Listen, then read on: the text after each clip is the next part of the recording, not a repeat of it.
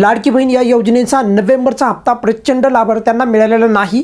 नेमका हा हप्ता कुठे अडकलेला आहे किंवा या हप्त्याचं एकूण किती लाभार्थ्यांना वितरण झालेलं आहे यावर अजूनही स्पष्टीकरण आलेलं नाही.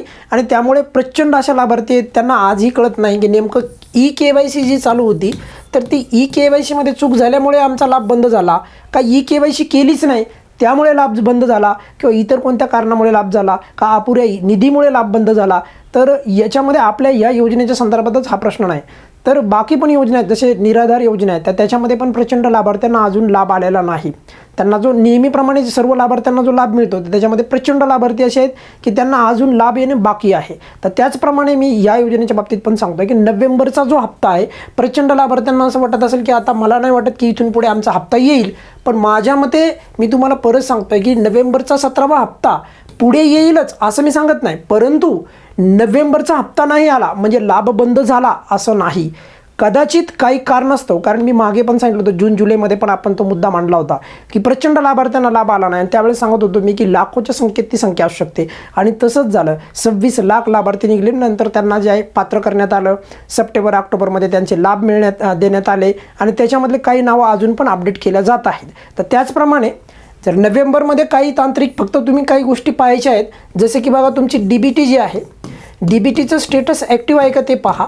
आणि त्यानंतर तुमचा जर का ऑनलाईन पद्धतीने फॉर्म भरला असेल तर तुमच्या प्रोफाईलमध्ये लॉग इन करून तिथे काही तुम्हाला रिमार्क्स काय आहे त्याच्यामध्ये रिजेक्ट केल्याचं काही कारण येत आहे का ते पहा. आणि जर का दुरुस्ती करण्यायोग्य कारण असेल तर ते दुरुस्ती करा.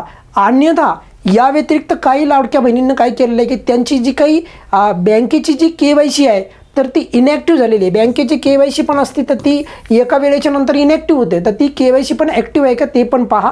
आणि याचा मेसेज पण आपल्या मोबाईल नंबरवर येत असतो तुमच्या बँकेची KYC इनॅक्टिव्ह झाली का. काही लाडक्या बहिणींनी बँकेची KYC म्हणजे बँकेचा अकाउंटच बदलला आहे, दुसऱ्या बँकेचं लावलं आहे. अशा वेळेस हप्ता बंद होतो का, तर अशा वेळेस हप्ता बंद नाही होत. बऱ्याचशा लाभार्थ्यांनी अकाउंट बदलले, त्यांचे हप्ते चालू आहेत, पण त्यावेळेस कधी कधी काय होतं की मेसेज येत नाही. पण त्यामुळेच ज्या लाडक्या बहिणींना अजून नोव्हेंबरचा हप्ता नाही आला तर त्यांनी एकदा तुमचा अकाउंट चेक करा, कदाचित तुमचा हप्ता जमा झालेला पण असू शकतो. या व्यतिरिक्त पण तुम्हाला असं वाटत असेल की तरी माझा हप्ता आला नाही तर कदाचित तुम्हाला 18व्या हप्त्यापासून म्हणजे डिसेंबरच्या हप्त्यात कदाचित तुम्हाला परत तुमचा लाभ चालू होईल. पण नोव्हेंबरचा हप्ता तिथे भेटेल असं नाही सांगावलं मी तुम्हाला. तिथे फक्त तुम्हाला डिसेंबरचा जो हप्ता आहे 1500 रुपये तोच मिळेल. पण याहीपेक्षा महत्त्वाचं म्हणजे पात्र असताना पण लाभ का मिळत नाही यावर स्पष्टीकरण कधी देणार, कारण यावर आतापर्यंत स्पष्टीकरण आलेलं नाही. खरं तर राज्य शासनाने त्यावर स्पष्टीकरण द्यायला पाहिजे. सर्व पात्र लाभार्थ्यांना पहिल्यांदा जे आहे नोव्हेंबर महिन्याचा हप्ता द्यायला पाहिजे. आता मी असं यासाठी म्हणतो कारण की तुम्ही पाहतात की सोशल मीडियावर 3000 रुपये एकत्रित देणार अशा प्रकारचे बॅनर आता व्हायरल होताना दिसत आहेत. परंतु ते 3000पेक्षा 1500 जे नोव्हेंबर महिन्याचे राहिलेले आहेत प्रचंड लाभार्थ्यांनी KYC केलेली संपूर्ण केलेली आहे, असं असून पण त्यांना लाभ आला नाही. त्या लाभार्थ्यांचे पहिले द्या, कारण त्यांच्या बाजूने कोणीतरी जे आहे आवाज उठवावा.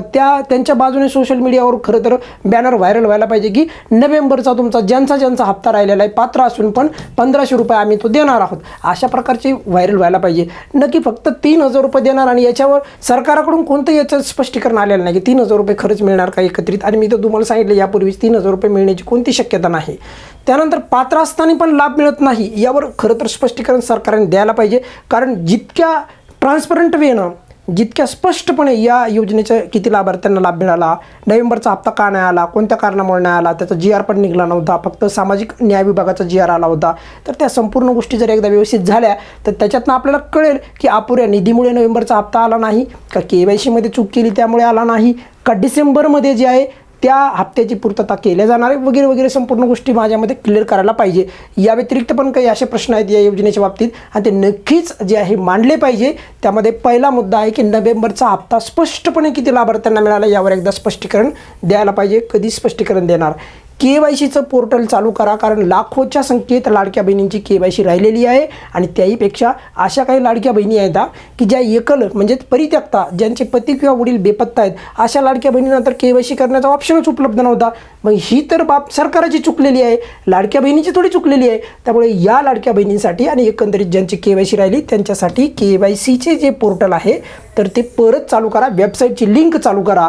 आणि काही अशा लाडक्या बहिणी आहेत ज्या आत्ता पात्र झालेल्या आहेत, ज्या आपल्या नवीन भगिनी ज्या आहेत, ज्यांचं वय नुकतंच 21 वर्ष पूर्ण झालं आहेत, त्या लाडक्या बहिणी तर या योजनेच्या पात्र आहेत, कारण 21 ते 65 असं वयोगट असतं या योजनेचं.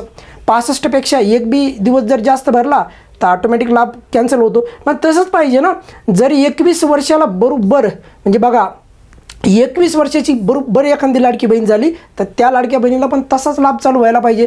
त्यामुळे या योजनेचे नवीन फॉर्म कधी सुरू करणार? नवीन फॉर्म तर सुरू होत नाहीत, फक्त 65च्या वर गेलं तर लगेच योजनेतून बाहेर केलं जातं. तर ह्या बाबी ज्या आहेत, जेवढ्या म्हणजे बाहेर करण्याचा जो काही सपाटा आहे तर त्यापेक्षा नवीन लाडक्या बहिणी घेण्याचा पण सपाटा लावायला पाहिजे. आणि सर्वात महत्त्वाचं म्हणजे बघा, नोव्हेंबरचा हप्ता खूप लाभार्थ्यांना आला नाही, त्याची राज्याच्या महिला बालविकास मंत्री आदितीताई तटकरे यांनी पण दखल घ्यायला पाहिजे. आणि काही टेक्निकल कारण असेल का, त्यांनी स्वतः त्याच्यामध्ये लक्ष घालून त्या लाडक्या बहिणीचा कोणत्या कारणामुळे हप्ता राहिला आहे त्याची बाब जी आहे पुढे आणून त्या लाडक्या बहिणींना यावेळेस किमान डिसेंबरच्या हप्त्यात तरी वितरण किंवा त्यांना त्यांचा लाभ द्यावा, एवढीच सरकारला व्हिडिओच्या शेवटी कळकळीची विनंती आहे.